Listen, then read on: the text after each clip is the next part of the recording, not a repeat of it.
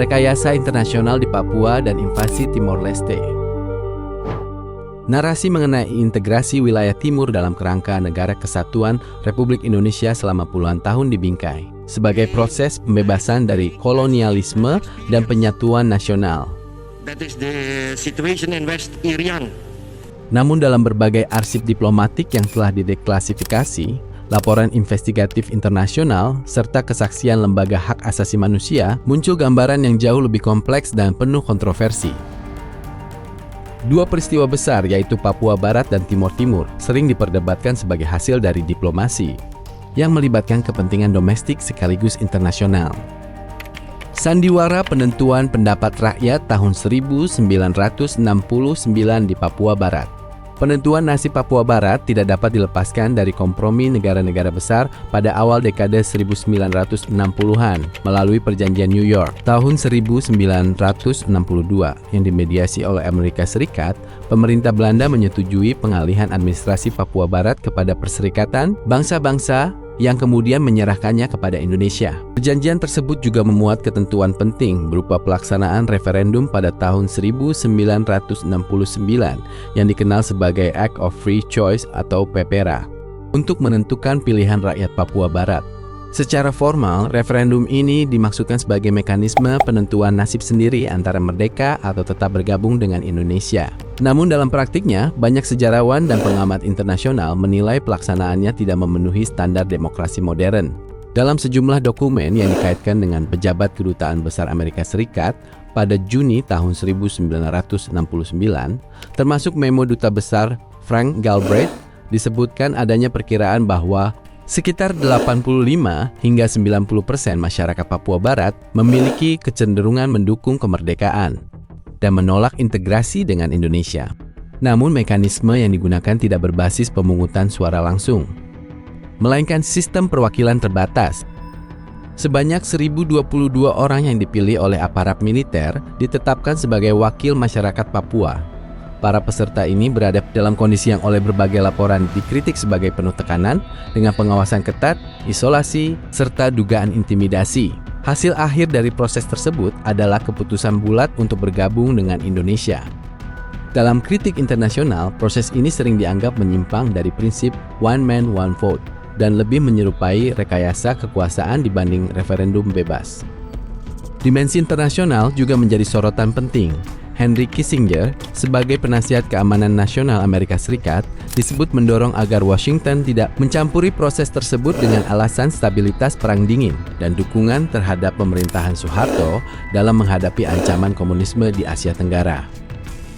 Dalam beberapa narasi akademik, ia juga dikaitkan dengan pandangan yang meremehkan kapasitas masyarakat Papua dalam konteks pemilihan demokratis.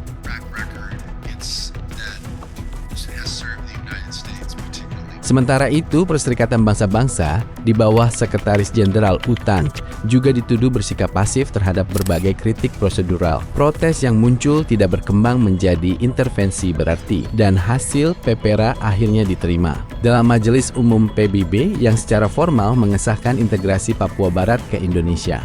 Kombinasi kontrol militer di lapangan, kompromi diplomatik internasional, dan kepentingan global pada masa Perang Dingin membentuk dasar dari konflik berkepanjangan di Papua Barat yang kemudian ditandai oleh militerisasi dan berbagai laporan pelanggaran hak asasi manusia hingga masa kini.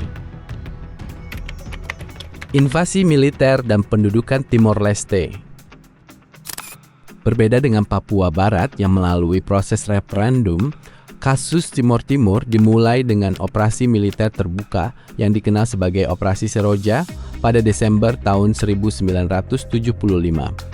Operasi ini menandai awal pendudukan Indonesia selama 24 tahun di wilayah tersebut.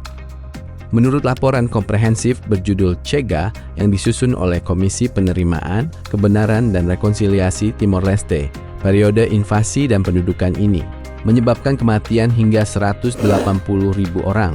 Laporan tersebut menyimpulkan bahwa korban tidak hanya berasal dari pertempuran bersenjata, tetapi juga akibat kelaparan massal yang terjadi secara sistematis, pengeboman terhadap wilayah sipil, serta eksekusi di luar proses hukum.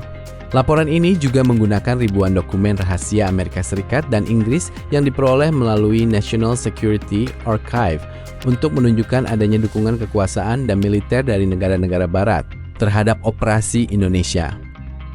Salah satu momen penting terjadi pada 6 Desember tahun 1975 ketika Presiden Amerika Serikat Gerald Ford dan Menteri Luar Negeri Henry Kissinger berkunjung ke Jakarta hanya 1 hari sebelum invasi dimulai.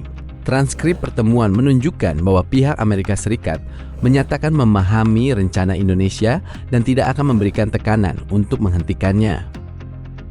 Kissinger juga menekankan agar penggunaan senjata buatan Amerika dalam operasi tersebut tidak menjadi sorotan publik. Dalam aspek militer, berbagai laporan menyebutkan bahwa sekitar 90% persenjataan Angkatan Bersenjata Republik Indonesia pada periode tersebut berasal dari Amerika Serikat. Ketergantungan ini menjadi faktor penting dalam kapasitas militer. Selama operasi berlangsung, pada akhir 1977, ketika perlawanan Fretilin semakin kuat, pemerintah Amerika Serikat di bawah Presiden Jimmy Carter yang secara resmi menjadikan hak asasi manusia sebagai agenda utama kebijakan luar negeri justru menyetujui peningkatan besar bantuan militer. Salah satu keputusan yang dicatat adalah persetujuan penjualan senjata senilai sekitar 112 juta dolar Amerika Serikat, termasuk pesawat tempur F-5 dan pesawat serang darat A-4 yang digunakan dalam operasi militer di Timor Timur. Di tingkat regional, Australia juga disebut memiliki kepentingan strategis, terutama terkait sumber daya energi di Laut Timur dan pengaturan batas maritim. Dalam sejumlah investigasi jurnalistik, Australia dituduh tidak memberikan tekanan berarti terhadap pelanggaran yang terjadi. Kasus pembunuhan 5 jurnalis yang dikenal sebagai Balibo 5 sering disebut sebagai salah satu titik paling kontroversial. Dalam hubungan ini, laporan CEGA menyimpulkan bahwa kombinasi operasi militer, dukungan eksternal, dan kepentingan regional berkontribusi pada skala tragedi kemanusiaan yang sangat besar di Timor Timur.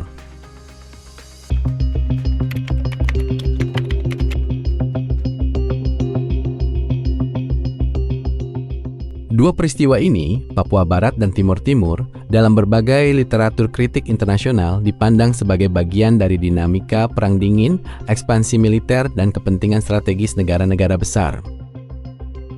Narasi resmi yang menekankan integrasi nasional berdampingan dengan narasi alternatif yang menyoroti kekerasan, tekanan, dan keterlibatan internasional. Muncul kritik bahwa persoalan mendasar terletak pada kegagalan membedakan secara tegas antara negara dan pemerintah. Negara dipahami sebagai milik rakyat yang bersifat permanen, sedangkan pemerintah hanyalah pelaksana mandat sementara. Ketika keduanya disamakan, kebijakan dapat dengan mudah dipersepsikan sebagai kehendak negara, bukan keputusan pemerintah.